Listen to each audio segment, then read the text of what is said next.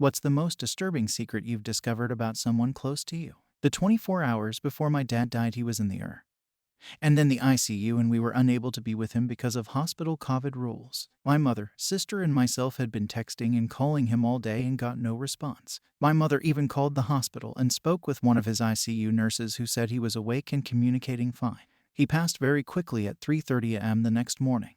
We were allowed to be at his bedside, but by then he was no longer conscious, so we said our goodbyes and he was gone. Later that morning, while my mom slept, I was calling cremation services to schedule his body for pickup at the hospital, and going through his bag of belongings the hospital had returned to us. His phone was in there, and I wanted to read all our texts and take some comfort in my last words to him. I opened his phone, and all our texts had not been read. Not mine or my mom and sister's. I thought this was so odd, but figured he must have been suffering so much he couldn't find the strength.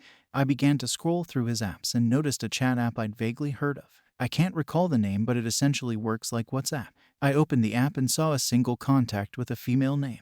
I started reading and realized my dad has been chatting with this girl hourly for the last 24 hours, and as far back as I could scroll. He was calling her princess and telling her he loved her, and she was saying she was scared for him and wanted to know what was going on. Why was he in the etc. I scrolled back enough to know that this was someone he was having, at the very least, an emotional affair with. My grief was completely hijacked by hurt and anger, and a week later I tracked the girl down and spoke to her and found out she was 19 years old. She was 17 when they met. He was her high school bus driver, and she told me they had been dating for almost 2 years. My dad was 66 years old when he died and dating someone younger than his grandchildren, someone he chose to spend his last moments with and say his last goodbyes to.